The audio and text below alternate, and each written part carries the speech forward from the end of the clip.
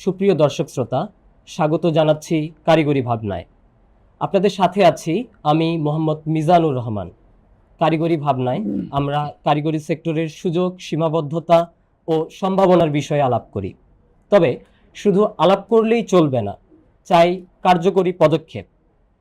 আমরা প্রত্যাশা করি যথাযথ পদক্ষেপ নিতে কর্তৃপক্ষ আগ্রহী হবে। আজকের এই কারিগরি ভাবনায় আমাদের সাথে অতিথি হিসেবে যুক্ত হয়েছেন জনাব হাসান মাহমুদ, সহ-প্রতিষ্ঠাতা, স্কুল অব ইঞ্জিনিয়ার্স। আমাদের সাথে আছেন প্রকৌশলী মোহাম্মদ বাচ্চু মিয়া, চাকুরি ও আইন বিষয়ক সম্পাদক, আইডিইবি। আমরা প্রথমেই জনাব হাসান মাহমুদের কাছে আসতে চাই। আপনার মতে বর্তমান সময়ে কারিগরি সেক্টরের জন্য সবচেয়ে বড় সংকট কি, এবং এই সংকট আদৌ কি বাংলাদেশ থেকে প্রতিরোধ করা সম্ভব কিনা?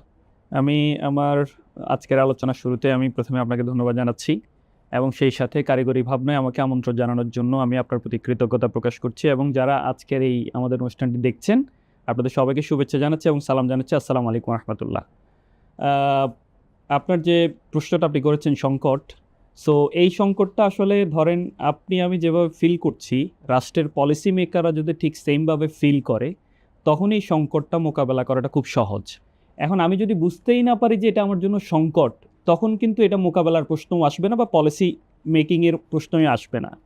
তো আমি কেন বলবো যে এটা একটা সংকট, আমি আপনাকে শুরুতে একটু ডেটা দিতে চাই যে আপনার বাংলাদেশের টোটাল জনগোষ্ঠীর সংখ্যা হচ্ছে 175 মিলিয়ন, মানে প্রায় 17.5 কোটি। এটা হচ্ছে গভর্নমেন্টের ওই যে বিবিএস আছে, ব্যুরো অফ স্ট্যাটিস্টিক্স যেটাকে বলে, সেটার তথ্য অনুযায়ী। এছাড়াও আমরা অনেকেই বলি যে 19 কোটি 20 কোটি বাংলাদেশের জনগণ বা জনসংখ্যা। এখন এই 175 মিলিয়ন জনগোষ্ঠীর মধ্যে আপনি অবাক হবেন, প্রায় 119 মিলিয়ন লোক কাজ করতে পারে, মানে যাদের শরীরে হচ্ছে আপনার এনার্জি আছে। এটা হচ্ছে আপনার ওয়ার্ল্ড হেলথ অর্গানাইজেশনের রিপোর্ট অনুযায়ী 119 মিলিয়ন লোক বাংলাদেশে যারা কাজ করতে পারে, এদেরকে বলা হয় ওয়ার্কেবল ফোর্স। তাহলে আমার 175 মিলিয়ন থেকে 119 মিলিয়ন যদি আমি বাদ দিই, বাকি থাকে 58 মিলিয়ন, সরি বাকি থাকে 56 মিলিয়ন। এই 56 মিলিয়ন মানুষ হচ্ছে ডিপেন্ডেবল, যারা ওই 119 মিলিয়নের উপরে ডিপেন্ড করে বাঁচে, যেমন যাদের বয়স হচ্ছে বিলো 15 অথবা 64 এর উপরে। এই 15 থেকে 64 এদেরকে জাতিসংঘের ভাষায় বলা হয় ওয়ার্কেবল ফোর্স, এটা কাজ করতে পারে। তাহলে চিন্তা করে দেখেন, একটা দেশের প্রায় 119 মিলিয়ন লোক যেখানে কাজ করতে পারে, সে জায়গায় এই দেশটা এখনো দরিদ্র দেশ, এখনো এই দেশটা আন্ডার ডেভেলপড কান্ট্রি। তার মানে ওই 119 মিলিয়ন মানুষকে আমরা প্রপার স্কিল দিয়ে দেশের জন্য তৈরি করতে পারি। এই না পারার কারণে অনেক বড় একটা আনএমপ্লয়মেন্ট সংকট তৈরি হয়েছে আমাদের টোটাল জাতির। এখন এই আনএমপ্লয়মেন্ট সংকটটা সরকার কিভাবে দূর করতে পারে? আমাকে যদি আপনি প্রশ্ন করেন, আমি বলবো যে এক কথায় আপনি যদি কারিগরি সেক্টরটাতে বিনিয়োগ বাড়ান, কারিগরি সেক্টরে যদি আপনি ইনভেস্টমেন্ট বাড়ান, ফর এক্সাম্পল জার্মানির মতো, ফর এক্সাম্পল সুইজারল্যান্ডের মতো, ফর এক্সাম্পল চায়নার মতো, এই যে মডেলগুলো আমাদের চোখের সামনে আছে, এদের মতো করে যদি আপনি ইনভেস্টমেন্টকে 15 to 30% নিয়ে যান, তখন কেবল আপনার ওই যে বিশাল একটা জনগোষ্ঠী আনএমপ্লয়মেন্ট, মানে বেকার আছে, এই বেকারের সংখ্যাটাকে আপনি দক্ষ মানব শক্তিতে রূপান্তর করতে পারবেন, এবং এরা কিন্তু আপনার তখন দেশের জন্য স্কিলড হবে, আপনার আনএমপ্লয়মেন্ট কমাবে। বদলতে আপনি কি পাচ্ছেন? বদলতে আপনি যেটা পাবেন, আপনি অনেক দিন ধরে চাচ্ছেন বাংলাদেশটা একটা উন্নত রাষ্ট্র হোক, আপনি অনেক বছর ধরে চাচ্ছেন বাংলাদেশটা একটা সোনার বাংলাদেশ। তো এই বাংলাদেশ হওয়ার জন্য আপনাকে তো আপনার যে তাগড়া যুবক আছে, আপনার যারা ওয়ার্কেবল ফোর্স আছে, এদেরকে যদি আপনি ট্রেনিং দিয়ে কারিগরি শিক্ষায় শিক্ষিত করে যদি আপনি মাঠে ছেড়ে দিতে পারেন, ওরাই কিন্তু আপনার জন্য রেভিনিউ আর্ন করবে। আপনি যদি বিদেশ পাঠাইতে পারেন, রেভিনিউ আর্ন করে বাংলাদেশে পাঠাবে। এবং সবচেয়ে বড় সংকট হচ্ছে এই যে পলিসি মেকিংটা, একটা রাষ্ট্রকে আপনার সঠিক সমৃদ্ধশালী রাষ্ট্র করার জন্য যে কারিগরি শিক্ষা ইনভেস্টমেন্ট বাড়ানো দরকার, এটাই আমাদের সরকার ব্যবস্থার লোকজন বুঝে না। সো এটাই হচ্ছে সবচেয়ে বড় সংকট আমার মতে। সরকার যে পলিসিগুলো নিতে পারছে না বা পলিসিগুলো সরকারিভাবে ওইভাবে কাজে লাগাতে পারছে না, এটাই প্রধান সংকট বলে আপনি? হ্যাঁ, আমার মতে হচ্ছে আমরা যদি সত্যিকার অর্থে বাংলাদেশকে যদি উন্নত করতে চাই, আমার প্রচুর বিশ্ববিদ্যালয় আছে, আমার সুটেড বুটেড প্রচুর ডিগ্রি আছে, বাট এই সুটেড বুটেড ডিগ্রি কি আপনার জন্য কি করতে পারছে? আপনি একটা মাস্টার্স পাস ছেলেকে আপনি কি জানেন, আপনি অবাক হবেন, বাংলাদেশে সরকারি গ্রাজুয়েশন করা লোক যারা গভর্নমেন্টের রিপোর্ট অনুযায়ী 27 লক্ষ শিক্ষিত বেকার। তাহলে এই যে অনার্স মাস্টার্স করা ছেলেগুলা 27 লাখ বেকার, এই ছেলেগুলাকে যদি আমি অনার্স মাস্টার্সে যদি মোটিভেট না করে আমি যদি তাদেরকে যদি কারিগরি শিক্ষায় মানে টেকনিক্যাল এডুকেশনে যদি আমি তাদেরকে শিক্ষিত করতে পারতাম, তখন কিন্তু সে নিজে একজন উদ্যোক্তা হইতে পারতো, সে পৃথিবীর ডেভেলপ কান্ট্রিগুলোতে গিয়ে রেভিনিউ আর্ন করতে পারতো, এবং ফ্রিল্যান্সিংয়ের এই যুগে সে বাসায় বসেও বাংলাদেশ সরকারের জন্য টাকা আর্ন করতে পারতো। কিন্তু এই যে তার সুটেড বুটেড ডিগ্রি হওয়ার কারণে শুধুমাত্র একটা বিয়ে ছাড়া আর কোনো কিছুই সে করতে পারছে না। তাকে আপনি রিক্সা চালাতে দেন, পারবে না। তাকে আপনি বাদাম বিক্রি করতে দেন, পারবে না। কেন পারবে না? কারণ আমাদের আর্থসামাজিক অবস্থা আমাদেরকে শিখাইছে যে তুমি অনার্স পাস, তুমি মাস্টার্স পাস, তুমি এই অর্জকগুলো করতে পারো না। তোমার জন্য ওই যে অফিস আদালত, এসি রুম। তো এটা করে তো একটা দেশের দিয়ে 119 মিলিয়ন মানুষকে আপনি কি করে চাকরি দিবেন? কিভাবে চাকরি দিবেন? সো এই জায়গায় আমি বলবো সরকারের পলিসিটা দরকার যে টেকনিক্যাল এডুকেশনের এখন আমাদের সরকারের টোটাল বাজেট হচ্ছে শিক্ষা মাত্র 12%। এই 12%-এর খুব অল্প যৎসামান্য বাজেট কারিগরি শিক্ষা আসে। তাহলে আপনি এই অল্প বাজেট দিয়ে দেশকে সিঙ্গাপুর কেমনি বানাবেন? তার মানে এই জায়গায় যদি সরকার বিনিয়োগ করে, বর্তমান সরকারকে আমি অনেক ধন্যবাদ দিতে চাই, তারা বলছে, বাট দৃশ্যমান যখন আমরা দেখতে পারবো তখন আরো বেশি ধন্যবাদ। তারা কারিগরি শিক্ষা নিয়ে বলছে, কাজ করছে। সো আমরা সরকারকে বলবো যে এই সেক্টরে যদি আপনি সত্যিকার অর্থে বিনিয়োগ বাড়ান, তাহলে বাংলাদেশ স্বপ্নের বাংলাদেশ বিনির্মাণ করতে পারবো। আমরা সেটা চাই, বাংলাদেশ সোনার বাংলাদেশ। তো আমার ভাষায় এক কথায় বললে এটাই হচ্ছে সবচেয়ে বড় সংকট। আমাদের পলিসি মেকাররা যারা আছে তাদেরকে বাম চোখে তাকানোটা বন্ধ করতে হবে। ঠিক, অসংখ্য ধন্যবাদ। আমরা এবার একটু প্রকৌশলী বাচ্চু মিয়ার কাছে আসতে চাই। নন টেক কেউ যদি পলিটেকনিক বা কারিগরি শিক্ষা পরিচালনা পর্ষদে থাকে, তো এই বিষয়টা কতটুকু যৌক্তিক বলে আপনি মনে করেন? আপনাকে ধন্যবাদ। আজকের অনুষ্ঠানে আমাকে আমন্ত্রণ করায় আমি গর্বিত। একটা দেশের দক্ষ মানে টিচার বা দক্ষ লোক ওই বিষয়ে যথাযথ জ্ঞান রাখেন। আমাদের দেশে দেখা গেছে দক্ষ লোক রেখে মানে অদক্ষ অথবা নন টেক লোক ব্যবহার করে আমরা ওই প্রতিষ্ঠান বা ওই মানে আপনার মানে আপনার ওই ধরনের শিক্ষা আমরা মানে তার কাছ থেকে নিচ্ছি। পাশাপাশি দেখা যাচ্ছে যে আমাদের দেশের যে দক্ষ লোক বের হবে সেই দক্ষ লোক বের হচ্ছে না। কারণ আপনাকে দক্ষ লোকের বের করতে হলে শুরুতেই শিক্ষার যে টিচার তাকে দক্ষ হতে হবে, তাকে বুঝতে হবে, তাকে সে ওই বিষয়ে মানে সবাইকে ট্রেন আপ করবে। কিন্তু আমাদের দেশের পলিসি, আমার ভাইয়া একটু আগে বলে গেছে যে আমাদের দেশের পলিসিতে যে আমরা স্বজনপ্রীতি করি সরকার লেভেলে, আমরা মানে কোনোভাবে বায়াসড হয়ে ওই অদক্ষ লোককে ওই প্রতিষ্ঠানে নিয়োগ দিই। পাশাপাশি দেখা যাচ্ছে যে আমি যে বিষয়টা যে আমি যে জিনিস আমি বের করে নিয়ে আসবো কিন্তু সেটা আর বের হচ্ছে না। তাহলে আমরা আমাদের দেশ সেই ওই আগের অবস্থানেই থেকে যাচ্ছে, আর উন্নত বা হচ্ছে না। তাহলে আমাদের দেশ যৌক্তিক কিনা যে যেমন আমাদের অনেক পলিটেকনিকে দেখা যায় যে ওখানে নন টেকের প্রিন্সিপাল স্যারেরা আছেন, তো উনি আসলে কতটুকু ওই পলিটেকনিককে ওই প্রতিষ্ঠানকে দিতে পারবেন বলে আপনি মনে? আপনি কিছুই দিতে পারবেন না। উনি অ্যাডমিনিস্ট্রেশনে কাজ করতে পারবে, কিন্তু উনি একজন কারিগরি শিক্ষা বা আপনি ওনার যদি আবারও বলি যে ওনার তো ওই বিষয়ে কোনো জ্ঞান নাই, তখন উনি কিভাবে অন্য টিচারদের সেই ইনস্ট্রাকশন দেবে, অন্য টিচারদের মানে সেই কি দরকার ছাত্রদের বা স্টুডেন্টের কি মানে বিষয়টার উপরে আমাদেরকে প্রশিক্ষণ দেবে, সেটাই তো উনি জানতেছে না।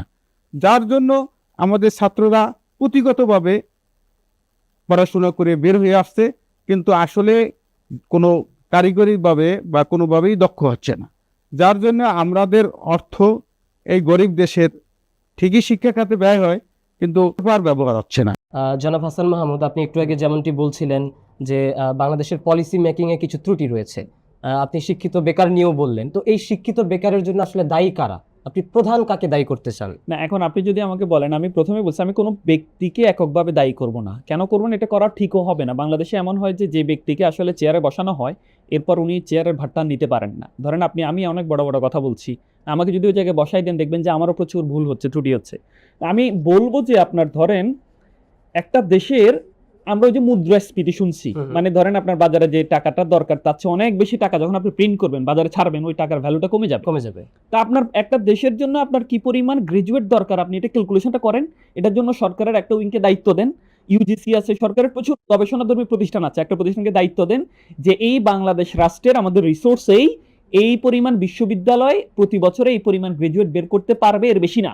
এই ক্যালকুলেশনটা যদি আপনি না করেন, বাজারে না করে যদি আপনি প্রচুর ইচ্ছামতো বিশ্ববিদ্যালয় অনুমোদন দেন, ইচ্ছামতো সাবজেক্ট অনুমোদন দেন, ওই বিশ্ববিদ্যালয়গুলো থেকে প্রচুর গ্রাজুয়েট বের হবে, তাহলে বাজারে কি ওই যে মেধার অবমূল্যায়ন হচ্ছে না?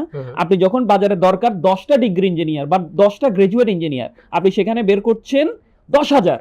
তাহলে ওই একটা কোম্পানি যখন একটা পোস্টের জন্য সার্কুলার দিবে, সে দেখতেছে যে আমার তো 20,000 টাকা স্যালারি দেওয়ার দরকার নেই, কারণ আমি তো ওই যে 10,000 টাকা অফার করে লোক পাবো, কারণ আমার তো ভুরি ভুরি ইঞ্জিনিয়ার বাজারে বেরোয় আছে, আমার তো ভুরি ভুরি গ্রাজুয়েট আছে, তো একজন না পেলে আরেকজনকে পাবোই তো আমি। তাইলে তার মানে আমি যদি ওই জায়গায় যদি চাকরিটা দিয়ে দিতে পারতাম যে না, একটা রাষ্ট্রের এত পার্সেন্টের বেশি অনার্স মাস্টার্স করতে পারবে না, তখন কিন্তু ওই যে গ্রাজুয়েট মানে গ্রাজুয়েশনের যে ইনফ্লেশন সেটা কমে আসতো।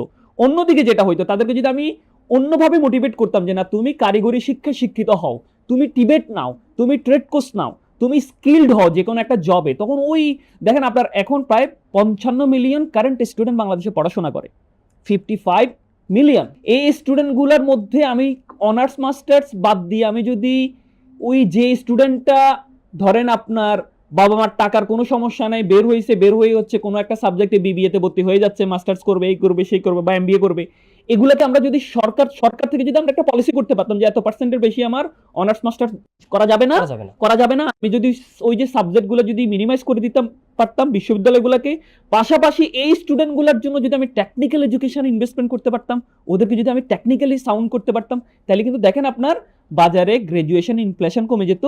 এবং যেটা হইতো যে আমার প্রচুর পরিমাণ ছেলে স্কিলড হয়ে বের হইতো, এদেরকে আপনি দেশের বাইরে পাঠান, এদেরকে আপনি শিক্ষিত করে বিমানে তুলে দেন, এরা আপনার জন্য প্রচুর রেভিনিউ পাঠাবেন। আপনি এই পলিসিটা দরকার আমাদের। মানে আপনি বলতে চাচ্ছেন যে সরকারি লেভেলে আরো পলিসির ক্ষেত্রে সচেতন হওয়া উচিত। অবশ্যই এবং এই সচেতনতার মাধ্যমেই বাংলাদেশ থেকে শিক্ষিত বেকার দূর করা সম্ভব। অসংখ্য ধন্যবাদ।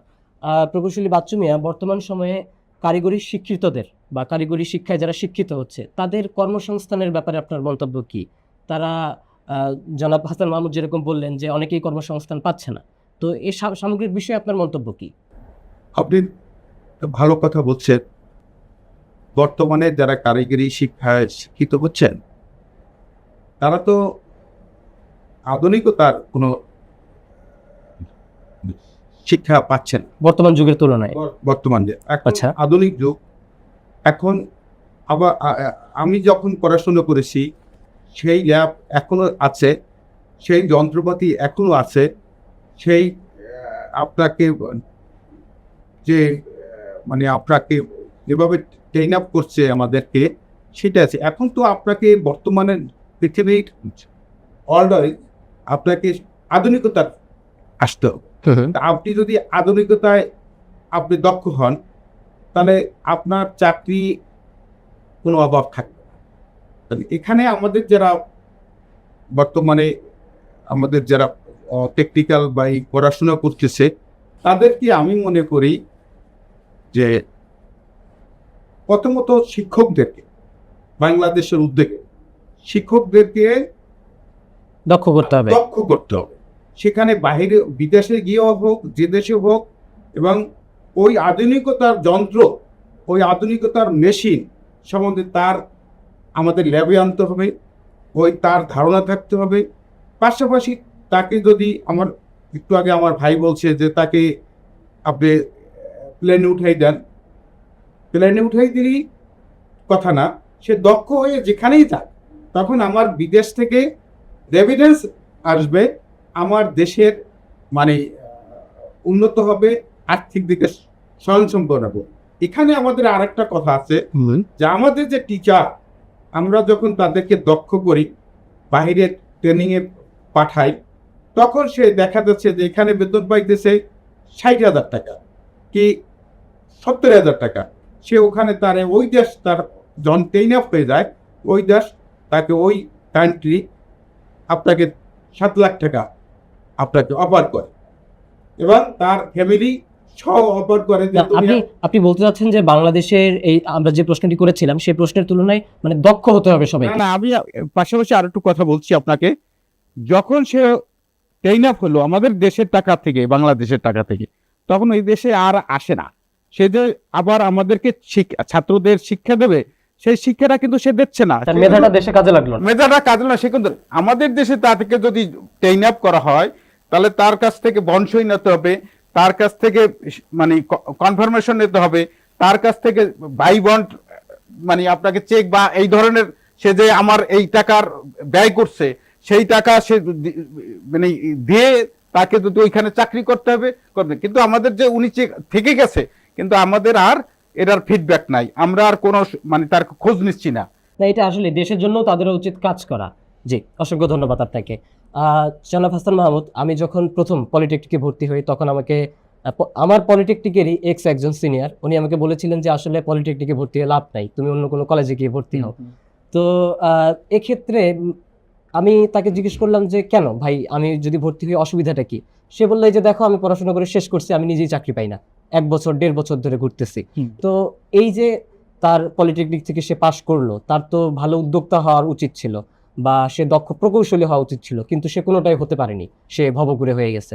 সো এই ক্ষেত্রে কি আপনি কারিকুলামকে দায়ী করবেন কিনা বা কারিকুলাম আরো পরিবর্তন করা প্রয়োজন কিনা? হ্যাঁ, আপনি খুব সুন্দর একটা প্রশ্ন করেছেন এবং যাকে নিয়ে করেছেন আমি একটা জিনিস বলি, আপনি ধরেন আপনি যদি পরিসংখ্যান করেন, আপনি যদি টেবিল করেন একটা, যে কারিগরি শিক্ষায় শিক্ষিত জনগোষ্ঠী কি পরিমাণ চাকরি পাচ্ছে, এমপ্লয়মেন্টে যাচ্ছে, আর জেনারেল শিক্ষায় শিক্ষিত জনগোষ্ঠী কি পরিমাণ বেকার আছে, আপনি যখন এটা করবেন তখনই আপনি বুঝতে পারবেন যে আসলে বাংলাদেশে মানে কারিগরি শিক্ষা কি বেশি দরকার নাকি জেনারেল শিক্ষায় শিক্ষিতরা বেশি সাকসেসফুল হচ্ছে। এখন আপনি ধরেন আপনি যেমন আমি যদি আপনাকে বলি যে আমার দেখা কারিগরি শিক্ষায় শিক্ষিত হয় খুবই অল্প নেহায়েত লোকজন যারা বেকার বসে আছে, ম্যাক্সিমামই হচ্ছে চাকরি করছে, হয় দেশের বাইরে অথবা উদ্যোক্তা হচ্ছে অথবা কোনো কর্পোরেট চাকরি করছে, সরকারি চাকরি করছে। কিন্তু আপনি জেনারেলি হাজার আপনার বন্ধু পাবেন, শত আপনার সিনিয়র জুনিয়র পাবেন যাদের বছরকে বছর বেকার বসে আছে, তাদের কোনো জব নাই। সো ওই কম্পারিজন তুলনায় তার যে হতাশার জায়গাটা, সে হয়তো নিজেকে ক্যাম্পাসে থাকা অবস্থায় স্কিল করে গড়ে তুলে নাই, সে হয়তো নিজের ব্যর্থতা, এক্স্যাক্টলি সে তার নিজেকে আসলে ওই চাকরির বাজারের জন্য তৈরি করে নাই। যদি করতো তার হয়তো এই হতাশার কথা আপনাকে বলা লাগতো না। তারপরেও আমি বলবো এটা ট্রু। ধরেন আমি কম্পারেটিভলি এই জায়গায় ক্যারিয়ার ভালো, এটা আমি বলছি, কিন্তু আসলে কি দেশের সার্বিক অবস্থা ভালো? আসলে কি আপনার ধরেন ওই যে আমি প্রথমে যে কথাটা বললাম, সরকার যদি, পলিসি মেকাররা যদি, রাষ্ট্রযন্ত্র যদি, সামাজিক প্রেক্ষাপট যদি বাম চোখে তাকানো বন্ধ না করে, তাহলে এই শিক্ষাকে যদি আপনি প্রপার মূল্যায়নটা যদি না দেন, তাহলে এই জায়গায় স্টুডেন্টরা মোটিভেশন পাবে না। তো এই জায়গায় যদি আপনি আরো যদি ইনভেস্টমেন্ট না করেন, আমি তো একটু আগে বললাম 12% টোটাল শিক্ষার ইনভেস্টমেন্ট আমাদের বাজেটের, সেখানকার খুব অল্প পার্সেন্ট, ধরেন 3-4% ইনভেস্টমেন্ট আসে আমার কারিগরিতে, তো এটা দিয়ে আপনি উন্নত দেশ হতে পারবেন না। তো এটা দিয়ে তো আপনি এই যে আপনার কোটি যে আনএমপ্লয়মেন্ট আছে সেটাতে আপনি দূর করতে পারবেন না। তো বিনিয়োগটা বেশি দরকার। কারিকুলামের ব্যাপারে আপনি কিছু বলতে চান কিনা? কারিকুলাম অবশ্যই আমি বলবো আমি কেন বলছি, আমি বলবো আমার ভাই একটা চমৎকার কথা বলছেন, উনি 1990-80 দশকে যে ল্যাব দেখে আসছে সেই ল্যাবে এখনো ছাত্রদেরকে পড়ায়। তো যুগ কি এখন সেটা? 90-এর দশক কি এখন চলছে? চলেন, এখন তো আর্টিফিশিয়াল ইন্টেলিজেন্সের যুগ, এখন আপনার অগমেন্টেড রিয়ালিটির যুগ, এখন রোবটের যুগ, এখন আপনার মিসাইলের যুগ, তাই না? এখন আপনার মানে আপনি প্রোগ্রামিং করা লাগবে না, এখন আপনাকে এআই প্রোগ্রাম করে দিবে, আপনাকে সবকিছু করে দিবে। তো আপনি যদি এখনো সেই ল্যাবের ধ্যান ধারণায় যদি আমাদের 90-এর দশকে যেভাবে ইঞ্জিনিয়ার বের করছেন, সেম 2026 এসে যদি আপনি একই ল্যাব দিয়ে যদি ইঞ্জিনিয়ার বের করেন, তো এরা পৃথিবীকে কি দিবে, বাংলাদেশকে কি দিবে? তার মানে এই জায়গায় আধুনিকায়ন প্রচুর দরকার। আমি নাম্বার 1 বলবো কারিকুলামকে হাইলি আপনার ডিজিটালাইজড হইতে হবে। মানে কিরকম? আপনি ধরেন আমাদের বাংলা ইংরেজি থাকবে, কোনো অসুবিধা নেই, কিন্তু আপনার যেই সাবজেক্টগুলো বর্তমানে পৃথিবীর বিভিন্ন বড় রাষ্ট্রে, উন্নত রাষ্ট্রগুলোতে যে কারিকুলাম আছে ওই কারিকুলামটা আমাদেরকে অ্যাডপ্ট করতে হবে। আদারওয়াইজ আমরা বের হয়ে শুধুমাত্র ওই বাংলাদেশকে তো কিছু দিতে পারবো না, বিশ্বকে দিতে পারবো না। তাহলে আমাদের নাম্বার 1 হচ্ছে আমার কারিকুলামকে হাইলি ডিজিটালাইজড করতে হবে। আমার এই যে আমি যে কথাগুলো বললাম, এআই আনতে হবে, অগমেন্টেড রিয়েলিটি আনতে হবে, রোবোটিক্সকে ইনক্লুড করতে হবে, আমাদের পলিটেকনিকের ল্যাব থেকে মিসাইল বের হবে, আমাদের পলিটেকনিকের ল্যাব থেকে অনেক ভালো ভালো সফটওয়্যার ইঞ্জিনিয়ার বের হবে, তারা ওখান থেকে কোডিং করা শিখবে, ওখান থেকে সে বসে আপনার বিভিন্ন সফটওয়্যার বানাবে। হ্যাঁ, কিন্তু আমাদের ছেলেরা তো ওই যে রিকশা বানাচ্ছে বাইরের দেশের তুলনায়। রাইট রাইট বানাচ্ছে। হ্যাঁ, আমাদের তো আসলে শুধুমাত্র আমি শুধুমাত্র কারিগরি শিক্ষা নিয়ে বলবো না, আমাদের এন্টায়ার এডুকেশন সিস্টেমটাই আসলে আমাদেরকে ভাবতে হবে। এই জায়গায় আমাদের প্রচুর গবেষণা করতে হবে। আমরা আসলে আমাদের রাষ্ট্রের যেটা হয় যে আসলে যে দায়িত্বে যায় উনি, আমি জানি না আসলে কি হয়, দায়িত্বে যাওয়ার আগে অনেক চেষ্টা করেন বা অনেক কথা বলেন, কিন্তু যাওয়ার পরে আর কেন পারেন না বুঝি না। বাট এই জায়গায় একটা রাষ্ট্রকে আপনি সত্যিকার অর্থে যদি চেঞ্জ করতে চান, আপনাকে ভিশনরি হইতে হবে। আপনি 5-10 বছরের চিন্তা করে লাভ নেই, আপনি 50 বছর পরে বাংলাদেশের শিক্ষা ব্যবস্থা কোন জায়গায় যাবে সেটার সিদ্ধান্ত আপনাকে আজকে নিতে হবে। এবং এই সিদ্ধান্তটা নেওয়ার জন্য যা দরকার আপনি তাই করেন। আগামী 50 বছর কিন্তু আপনাকে আর কিছু করতে হবে না, 50 বছর পরের বাংলাদেশের জন্য আর কিছু করতে হবে। রোড ম্যাপ প্রয়োজন। এক্স্যাক্টলি।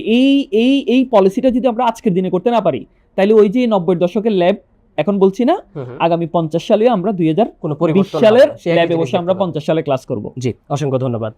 প্রকৌশলী বাচ্চু মিয়া, বর্তমান প্রেক্ষাপটে বাংলাদেশে আপনারা ল্যাব নিয়ে কথা বললেন, যন্ত্রপাতি নিয়ে কথা বললেন, তো তারপরেও বর্তমান যে প্রেক্ষাপটে ঘরে ঘরে উদ্যোক্তা তৈরি করা সম্ভব কিনা? আমরা বাইরের দেশগুলোতে দেখছি যে ঘরে ঘরে উদ্যোক্তা তৈরি হচ্ছে। অসংখ্য ধন্যবাদ। আমরা কারিগরি শিখি বা আমরা যে প্রতিষ্ঠানে পড়াশোনা করি, আমাদের চিন্তা ভাবনা হলো যে সরকারি চাকরি। আমাদের এই মাথা থেকে এই গরিব দেশের ওই অল্প কটা কোঠার ওই চাকরির পিছিয়ে না দৌড়াইয়া আমি মনে করব যে হ্যাঁ, আমি চাকরির পিছনে থাকবো, পাশাপাশি আমার উদ্যোক্তারও চিন্তা ভাবনা করতে হবে।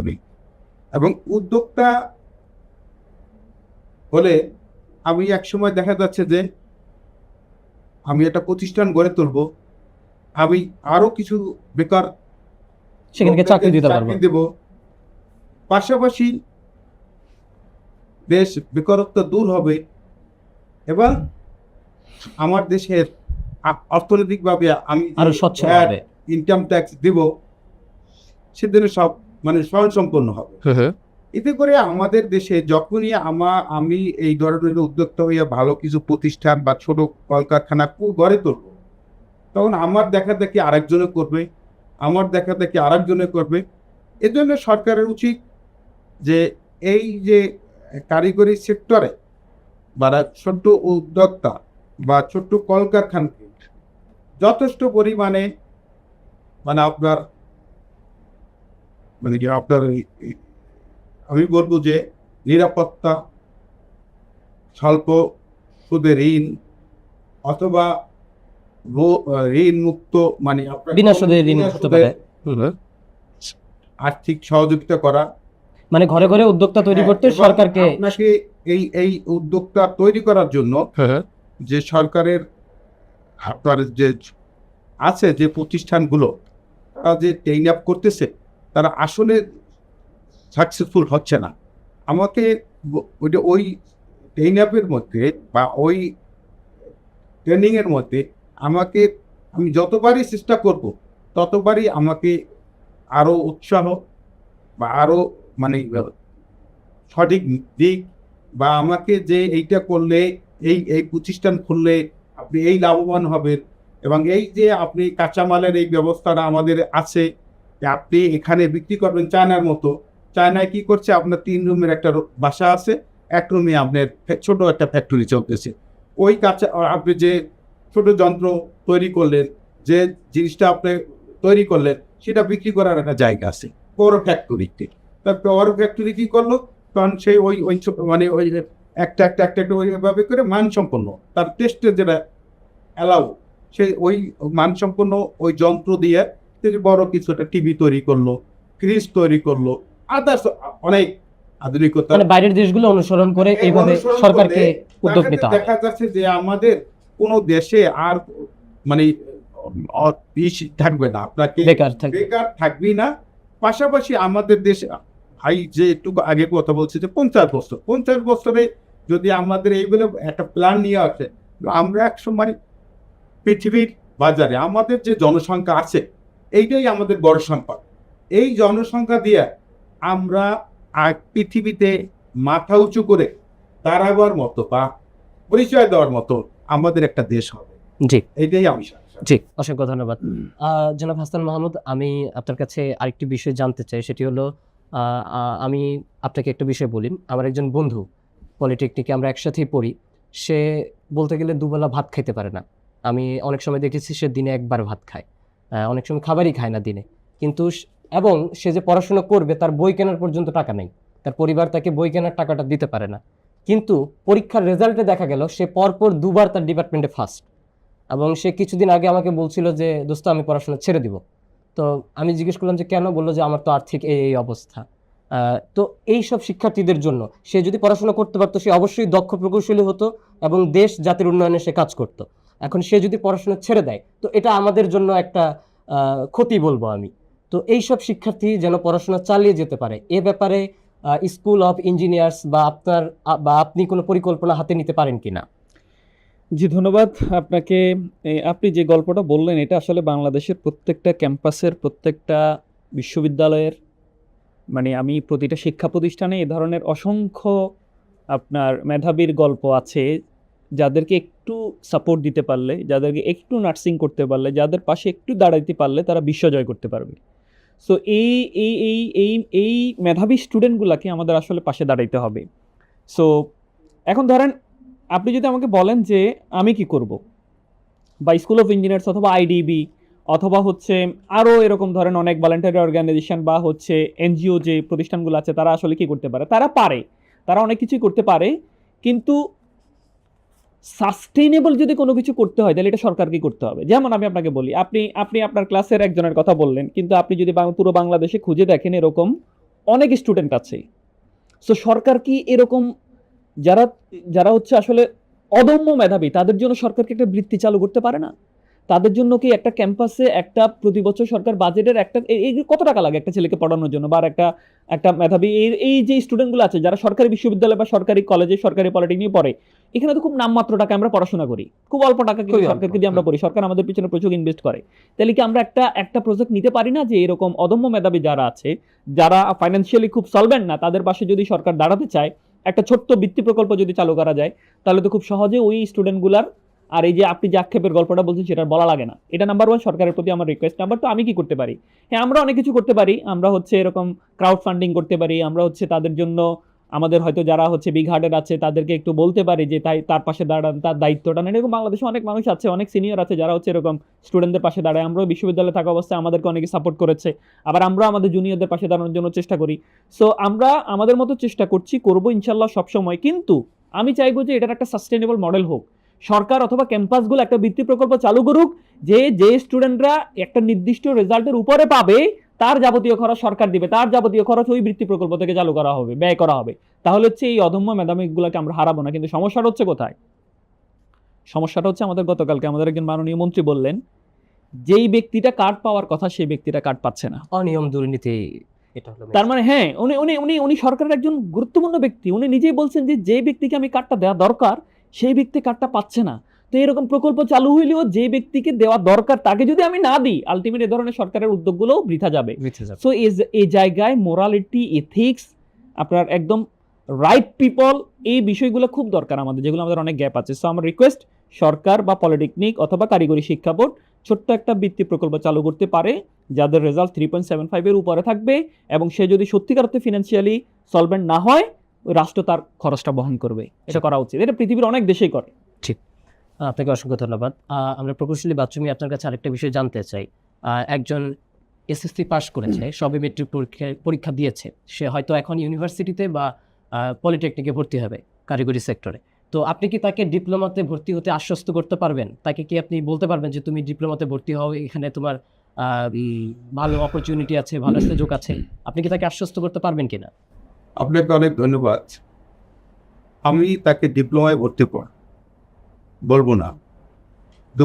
বর্তমান বিশ্বের প্রেক্ষাপটে আমার ভাই যে একটু আগে কথাটা যে বলছেন যে আপনাকে দেখতে হবে যে আমি আমার বাবা মাকে দেখতে হবে, আমার ওই শিক্ষক যারা আমাদেরকে এসএসসি পর্যন্ত পড়াশোনা করাইছে আমাদেরকে সঠিক জ্ঞান দেওয়া উচিত হবে যে আপনি কোন লাইনে গেলে, কোন দিকে পড়াশোনা করলে, কোন বিষয়ে পড়াশোনা করলে আপনি আপনার ভবিষ্যৎ জীবন উজ্জ্বল হবে, আপনি বেকারত্ব দূর হবে, পাশাপাশি আপনি নিজে স্বয়ংসম্পূর্ণ হবেন, আপনার ফ্যামিলিকে আপনার মানে অভাবমুক্ত করতে পারবেন, আপনি আপনার মানে পার্শ্ববর্তী মানে মানুষকে আপনি উপকৃত করতে পারবেন।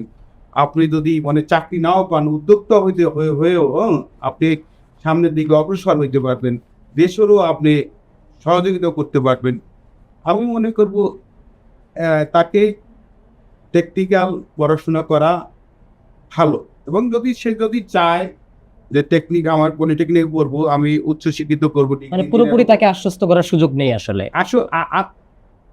আমাকে বুঝতে হবে যে আমি কতদূর পর্যন্ত চাইতে পারবো, বা আমার মানে ফ্যামিলি কতটুকু আমাকে সহযোগিতা করতে হবে। এখন দেখা যাচ্ছে ফ্যামিলি তার অভাব, তাহলে আমাকে একটা টেকনিক্যাল লাইনে পড়াশোনা করতে হবে। প্রথমেই আমি কিছুদিনের মধ্যে আমি চাকরিটা হয়তো আমি একটা বেসরকারি সরকারি হোক, বা একটা অন্য আমাকে মানে ভালোভাবে চলার জন্য একটা চাকরি পেলাম। এরপরে আমি ওই অবস্থায় আমি উচ্চশিক্ষায় আমি যদি ডিগ্রি ইঞ্জিনিয়ারিং করি, ডিগ্রি ইঞ্জিনিয়ার করব, আমি যদি মানে এমবিএ করি, এমবিএ করলাম।